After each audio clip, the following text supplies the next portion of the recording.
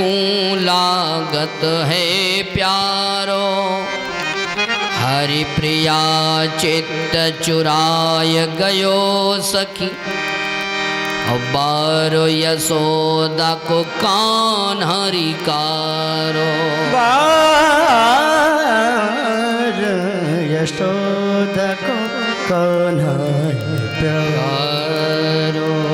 तो कन्हैया कैसा है? बोले सांवला है, काला है। आज महाराज जैसे ही समस्त गोपिकाओं ने देखा प्रभु को और प्रभु ने गोपिकाओं को देखा, तो जो ये गोपियां हैं यह पूर्व जन्म की संत हैं। कोई मिथिला की नारी वह गोपी बन करके पधारी, कोई ऋषि मुनि है जो ब्रजवासी वनवासी वह गोपी बनकर के पधारे हैं। गोपी कोई स्त्री या पुरुष नहीं है, गोपी यह एक भाव है। हमारा समर्पण किसके प्रति है? हमारा समर्पण अगर गोविंद के प्रति है तो हम भगवान की गोपी। गोपी माने गोभी इंद्रिय भक्ति रसम पिबति सा गोपी। अपनी इंद्रियों के माध्यम से जो भक्ति रस का पान करे वह है गोपी। भगवान के साथ जो अपनी नातेदारी जोड़ ले वह है गोपी। भगवान के साथ जो अपना संबंध बनाए वो है गोपी।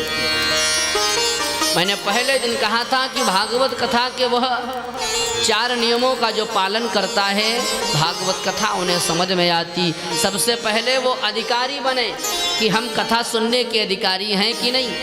दूसरा हमारा संबंध क्या है परमात्मा से यह जाने। और ये तो बिल्कुल सत्य है कि ईश्वर अंश जीव अविनाशी, चेतन अमल सहज सुख राशि। लेकिन प्रभु से जब नातेदारी जुड़ेगी ना, ब्रजवासी जितने भी हैं इनसे कोई न कोई भगवान की नातेदारी है। यशोदा से मैया और बेटे का संबंध है, नंद बाबा से पिता और पुत्र का संबंध है, सखाओं से मित्रता का संबंध है। और जो गोपियां हैं ना, इनके संबंध का वर्णन करना ये तो बड़ी मुश्किल बात है। और वह बड़ा अद्भुत संबंध है। गोपियां अगर बोलती भी हैं तो कृष्ण के लिए बोलती हैं, गोपियां अगर हंसती भी हैं तो कृष्ण के लिए हंसती हैं, और गोपियां अगर भोजन बनाती हैं तो भी कृष्ण के लिए, और यहाँ तक गोपियां अगर रोती भी हैं तो भी गोविंद के लिए रोती हैं। यह भगवान के प्रति समर्पण भाव जिस दिन आ जाएगा तब हम सब गोपी बन जाएंगे। अपने अंदर झांक करके देखिए हम किसकी गोपी हैं। महाराज श्री सुखदेव जी जो इतने बड़े वैरागी संत हैं, वह भी गोपियों के सामने नतमस्तक हो गए। बोले आपसे बढ़कर के इस संसार में कोई दूसरा कृष्ण भक्त नहीं। कृष्ण कथा को सुनते सुनते अपने हृदय को अगर सिंचित न कर पाया तो फिर इसका मतलब है हमने बड़े प्रेम से भाव से मन से कथा नहीं सुनी। महाराज श्री एक बात और कहना चाहते हैं। सुखदेव ने कहा राजन बड़े सावधान होकर के कथा सुनना, क्योंकि ये कृष्ण कथा है ही ऐसी। यहाँ अगर सावधानी हटी तो दुर्घटना घटी। पता नहीं कौन सी कैसी परिस्थिति सामने आ जाए, मन में कौन सा विकार पैदा हो जाए, प्रभु के प्रति शंका पैदा हो जाए। क्योंकि सुखदेव जी जानते हैं कि भगवान के प्रति लोगों को शंका हो जाती, गुरु के प्रति लोगों को शंका हो जाती। इस स्थिति में कहते सावधान होकर के। महाराज नंद महोत्सव नवमी को मनाया गया।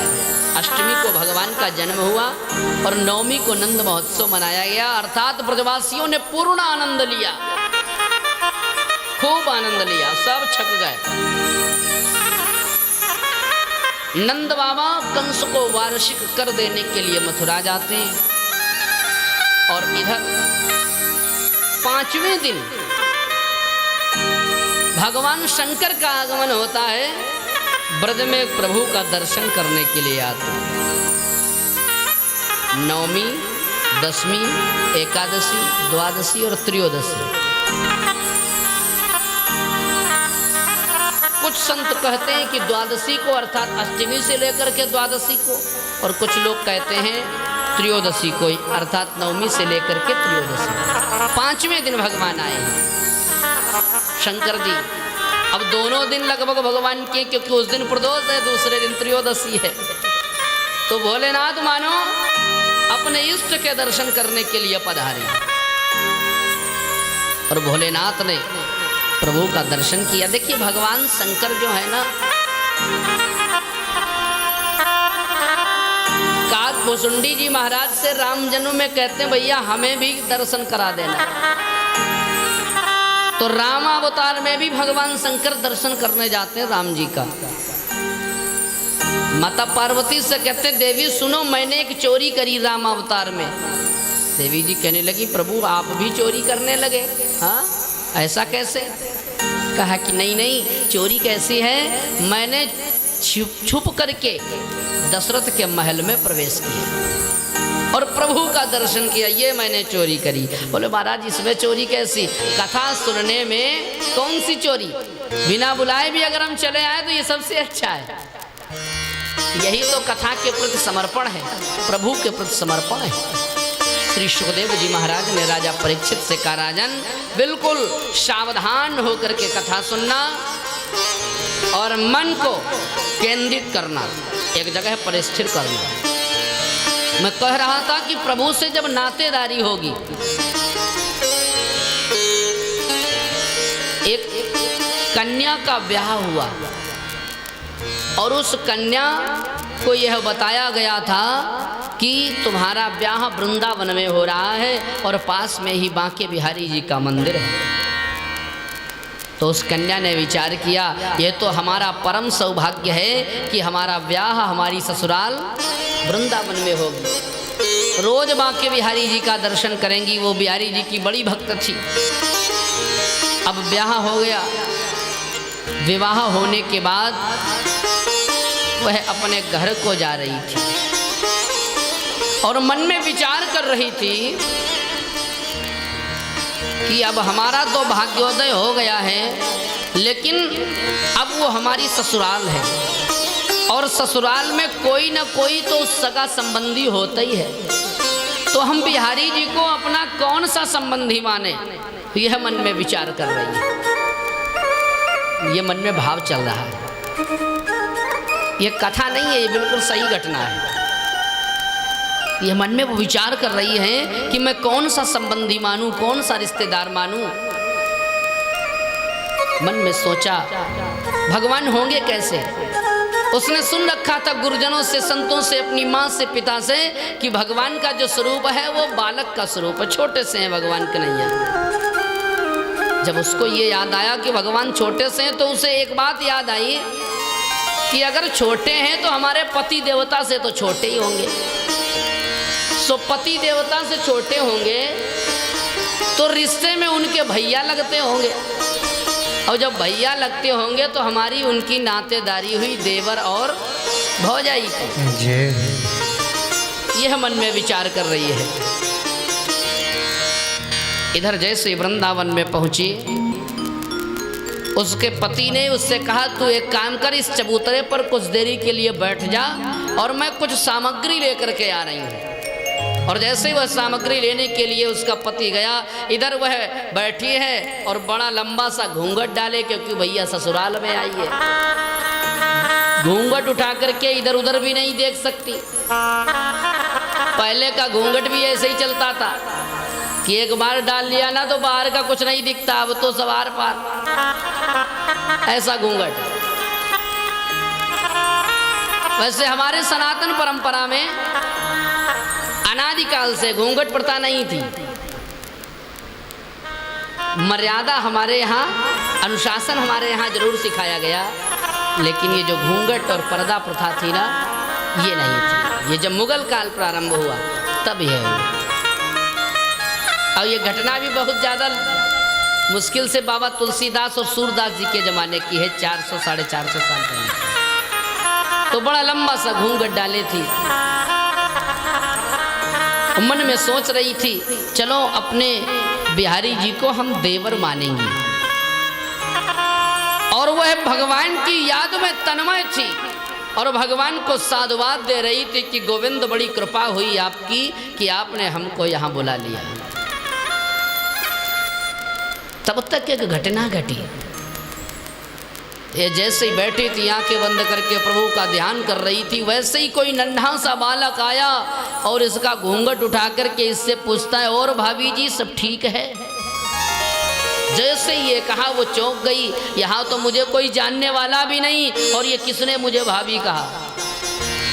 इधर उधर देखने लगी, तब तक उसका पति आया और पति से शिकायत करी, कैसे लोग हैं यहाँ?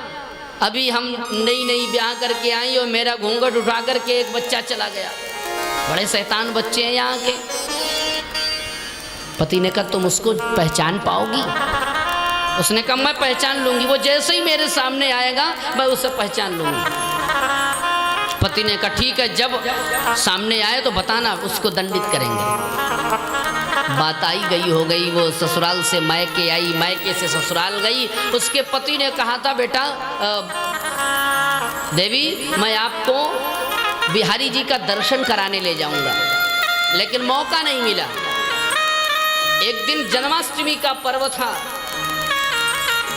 और उस जन्माष्टमी के पर्व पर उसने कहा कि आज बांके बिहारी का दर्शन करा दो। तो जैसे ही बिहारी जी के मंदिर में पति अपनी पत्नी को लेकर के जाता है और उस कन्या ने जैसे ही बिहारी जी को देखा, बड़ी सरल थी, भोली भाली थी, उसने कहा, स्वामी ये वही लड़का है जो सामने खड़ा है, पर्दा चल रहा है, और ये वही लड़का है जो मेरे घूंघट को खींच करके गया था। आज जैसे ही उस पति ने सुना, अरे वाह भाई, तू तो धन्य हो गई, मैं तो जीवन भर यहीं रहा, यहीं पैदा हुआ, यहीं पुष्पित और पल्लवित हुआ, यहीं बड़ा हुआ, लेकिन मुझे बिहारी जी का दर्शन नहीं मिला, तुझे गोविंद का दर्शन मिल गया, तू वास्तव में धन्य है। तात्पर्य, हमारा जो भाव है, हमारा जो तार है, वो सही जगह जुड़ा है कि नहीं, बीच में कोई कट तो नहीं लगा है, शॉर्ट सर्किट हो जाए। इसलिए प्रभु से अपने तार को जोड़ दो। दिलबर कन्हैया से दिल को लगाना, ओ दिलबर कन्हैया से दिल को लगाना, मिलता न सबको ये मौका सुहाना, मिलता न सबको ये मौका सुहाना, ओ दिलबर कन्हैया से दिल को लगाना, ओ दिलबर कन्हैया से दिल को लगाना, मिलता न सबको ये मौका सुहाना, मिलता न सबको ये मौका सुहाना, ओ दिलबर कन्हैया से, दिलबर कन्हैया से, दिलबर कन्हैया से, दिलबर कन्हैया से, दिलबर कन्हैया से दिल को लगाना, मिलता न सबको ये मौका सुहाना, मिलता न सबको ये मौका सुहाना, मिलता न सबको ये मौका सुहाना।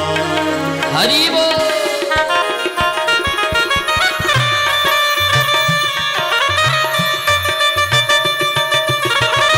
बोलिए बालकृष्ण लाल की।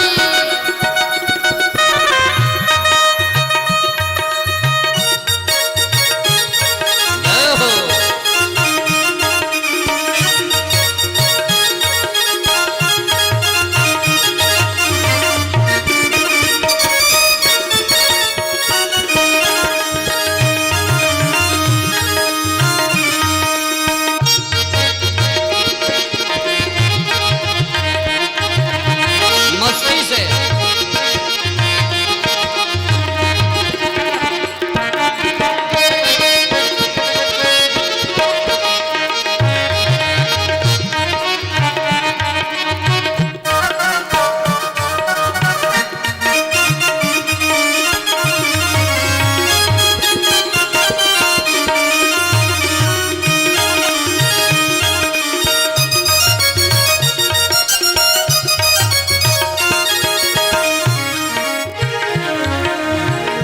करते हैं जिस पे कृपा श्याम सुंदर, करते हैं जिस पे कृपा श्याम सुंदर, करते हैं जिस पे, करते हैं जिस पे, करते हैं जिस पे, करते हैं जिस पे कृपा श्याम सुंदर, करते हैं जिस कृपा श्याम सुंदर।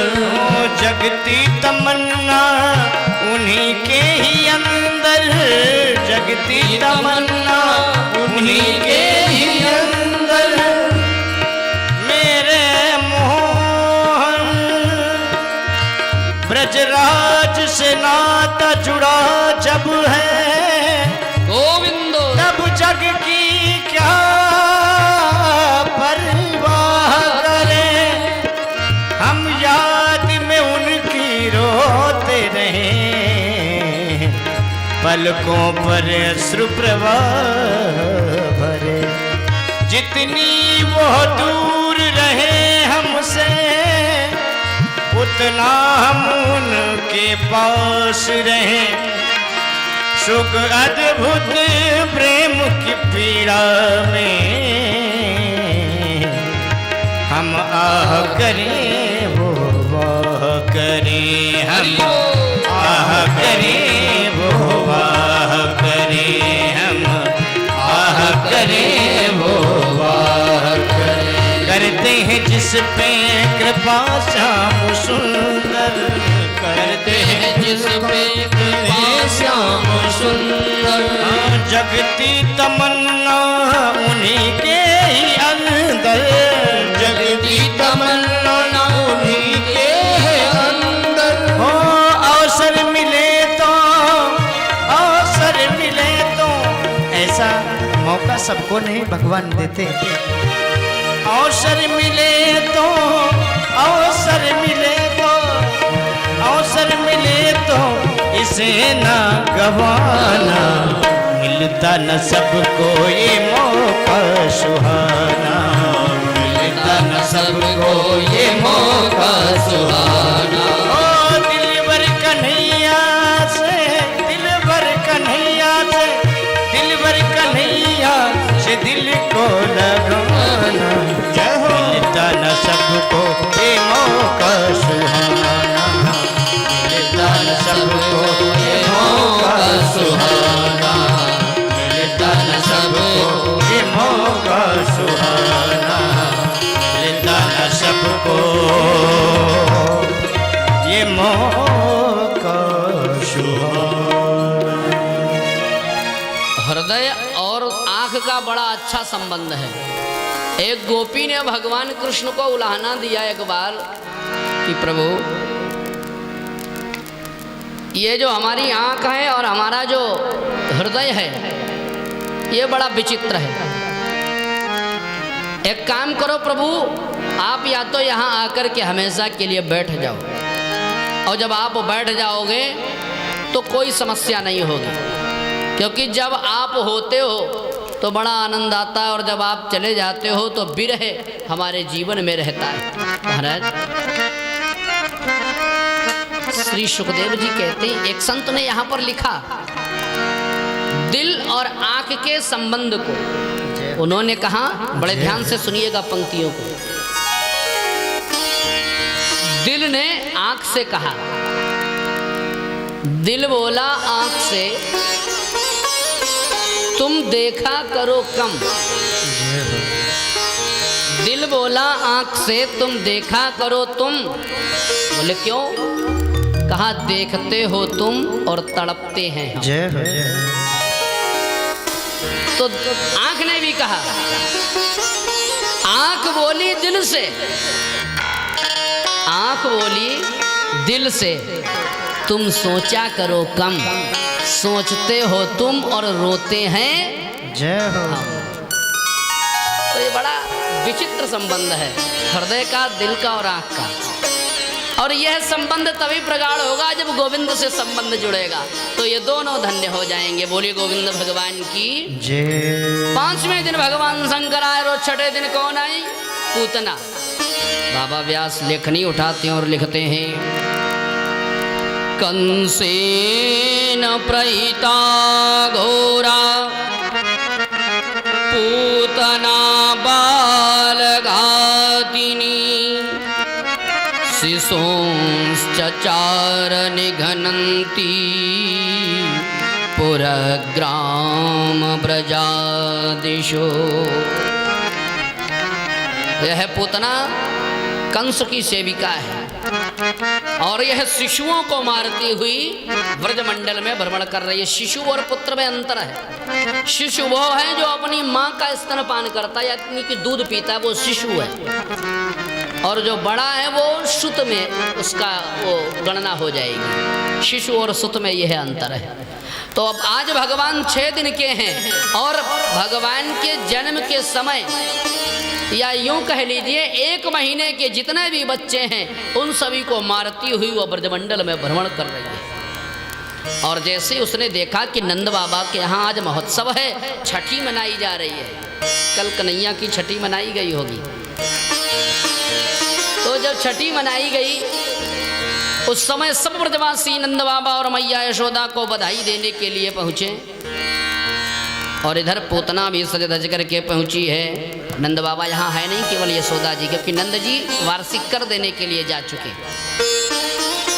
और जैसे ही बधाई देने के लिए ये भी आगे बढ़ी, इसने सोचा हमारा तो स्वरूप इतना विकराल है, लोग घुसने नहीं देंगे अंदर। इस परिसर में अगर कोई विचित्र व्यक्ति आ जाए तो आपको ये लगेगा कि ये कहाँ से आ गया, कोई ना कोई गड़बड़ है। तो पूतना ने सोचा सुंदर बन जाना चाहिए, तो क्या किया? ताम केशबंधम व्यतिशितमल्लिकां बृहन्नतम वस्तन कृच्छ्र मध्यमां। बड़े लंबे लंबे बाल उसके, और मालती के पुष्पों को उसने अपनी चोटी में गूंथ लिया और सज धज करके ऐसी लग रही है मानो इंद्राणी आ गई है, लक्ष्मी आ गई है। अब सोचो, ये जितने नकलची वाले लोग होते हैं ना, ऐसे ही सजते जसते हैं, इसलिए नकलचियों से बचना बहुत जरूरी है। ये अपना नाम बदल लेंगे, ये अपना स्वरूप बदल लेंगे, क्योंकि आजकल ये बहुत कुछ चल रहा है।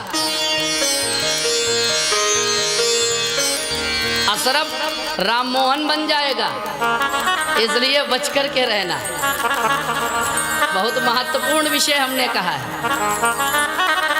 तो ये जो पूतना है ना, ये ऐसा लग रहा है कि इंद्राणी आ गई, लक्ष्मी आ गई। और ये जो भक्त होते हैं भगवान के, बड़े सरल होते हैं, और सरल हृदय होने के कारण ये बेचारे छले जाते हैं। तो आज सब गोपियां सोच रही हैं, यह गोपी, इसको तो मैंने कभी नहीं देखा, ये कहाँ से आ गई? होगा कोई रिश्तेदार होगी, कोई बात नहीं, चलो चलो बिटिया चलो। अंदर पहुंची और यशोदा मैया से मिली। यशोदा मैया ने कहा आप कौन? अरे यशोदा तू मुझे नहीं जानती, मैं तेरी बड़ी ननद हूँ। अब नंद और भौजाई का तो वैसे ही 36 का आंकड़ा रहता है। एक सुनंदा तो मेरे घर में पहले से है, ये कहाँ से दूसरी अटकती। उतना अपने को ननंद बताती है, और ननंद इसलिए बताती है कि नंद है नहीं, और उनकी अनुपस्थिति में हमारी कोई पोल खोल पाएगा नहीं। यशोदा ने कहा अच्छा ठीक है, बड़ी अच्छी बात आप आई। अरे मैं ऐसे थोड़ा ही आई हूँ, मुझे पता चला कि 80 साल की आयु में तेरे यहाँ पुत्र का जन्म हुआ, सो बधाई देने के लिए आई हूँ। अच्छा बड़ा धन्यवाद। यशोदा मैया बड़ी सरल हैं, का बैठिए, स्वागत सम्मान किया। और पूतना कहने लगी ये बताओ कि आपने लाला का दर्शन नहीं कराओगी? क्यों नहीं, ये लो, गोद में दे दिया। और आज कन्हैया जैसे ही गोद में आए उन्होंने आंखें बंद कर ली। एक भक्त ने पूछा गोविंद आपने आंखें क्यों बंद की? कहा इसलिए क्योंकि ये जो पूतना है ना, ये हमारे मित्रों को मार रही है, और जो हमारे मित्रों को हानि पहुंचाने की सोचता भी है, उसे मैं देखना पसंद नहीं करता, इसलिए मैंने पूतना को नहीं देखा। और भी संतों ने बड़े भाव लगाए। मानव देख रहे हैं कि पूतना को कौन सा पद दे दूं, क्योंकि ये अपना स्तन दूध पिलाएगी मुझे, और जो दूध पिलाएगा वो मेरी माँ के समान हो जाएगा। और मैया के लिए एक ही स्थान है, वो है यशोदा को। अब इसके लिए क्या करूं? तो भगवान इतने दयालु हैं, जो यशोदा को जगह देनी थी वो भगवान ने पूतना को प्रदान करी। अहो बकीयम स्तन कालकूटम जिघांसया पाय यदप्यसाध्वी लेभे गतिम दातृचितां ततोन्यम कम वा दयालुम शरणं ब्रजेम। ऐसे श्री गोविंद की शरण पकड़ लो भैया, इस पार से उस पार हो जाओगे, इसमें कोई संशय नहीं। महाराज पूतना ने अपने स्तन में हलाहल विष लगाया था, और उस स्तन को जैसे ही कन्हैया के मुख में दिया, भगवान ने उसके प्राणों का पान करना शुरू कर दिया, और बड़ी जोर से चिल्लाई, क्या? मुंच मुंचालमिति प्रभाषिणी। अरे कन्हैया छोड़ दे, छोड़ दे। भगवान ने कहा, सुनो, पहले तो मैं पकड़ता नहीं हूँ, अब एक बार पकड़ लेता हूँ तो दोबारा छोड़ता नहीं हूँ, अब नहीं छोड़ने वाला। अब भक्त भी बड़े विचित्र होते हैं। भक्त भी कहते हैं, पहले तो मैं छेड़ता नहीं हूं, अब अगर तुमने छेड़ दिया तो मैं छोड़ता नहीं हूं। तो आज भगवान ने पूतना के प्राणों का पान किया, और पूतना गोकुल के बाहर आकर के धड़ाम से पृथ्वी पर गिर पड़ी, उसका प्राणांत हो गया। बोलिए पूतनारी भगवान की। अब पूतना 18 किलोमीटर में गिरी है, इतनी लंबी चौड़ी। सब ग्वाल बाल आश्चर्यचकित, अरे क्या हो गया, इतनी बड़ी राक्षसी उसके वक्षस्थल पर कन्हैया खेल रहा है। सब ने दौड़ करके भगवान को उठाया, और उठा करके मैया यशोदा को दिया। यशोदा मैया मालूम क्या करती हैं? गौशाला जाती हैं, और पद्मगंधा नामक गाय की पूंछ पकड़ी और भगवान को झाड़ा दिया, और भगवान का नाम लेकर के, यज्ञ पुरुष भगवान हमारे लाला की कटि प्रदेश की रक्षा करें, अच्युत भगवान हमारे लाला की सिर की रक्षा करें। भगवान भी मन ही मन मुस्कुराए, वाह मैया, हमारा ही नाम हमारी रक्षा। ये तो भक्तों के भाव हैं। आज मैया यशोदा अपने लाला को झाड़ा देती है, और इधर पूतना के शरीर को काट काट करके चिता पर चढ़ाया गया। और जब चिता पर चढ़ाया गया और जब आग लगाई गई, तो उसमें से दुर्गंध नहीं निकली, उसमें से सुगंध निकली। और जब सुगंध निकली तब मालूम क्या हुआ? महाराज कहते हैं, लोगों ने पूछा, ये तो इतनी दुष्टा थी, और फिर इसके शरीर से दुर्गंध ना निकल करके सुगंध निकली। कहा, सुनो, सुखदेव ने कहा, परीक्षित, अरे जिस व्यक्ति के शरीर में स्वयं प्रभु ने अपना मुख लगा दिया हो, वह व्यक्ति साधारण कैसे रह सकता है? एक बार वृंदावन के एक संत ने तपस्या करी, और जब श्री रास बिहारी भगवान प्रकट हुए तो उस समय उन्होंने वरदान मांगा, प्रभु अगर हमको कुछ भी बनाना तो ब्रज की रज बना देना। अच्छा, लोगों ने कहा, अरे तू पगला है, ब्रज की रज क्यों बनना चाहता, लोगों के पैरों के नीचे दबा रहेगा।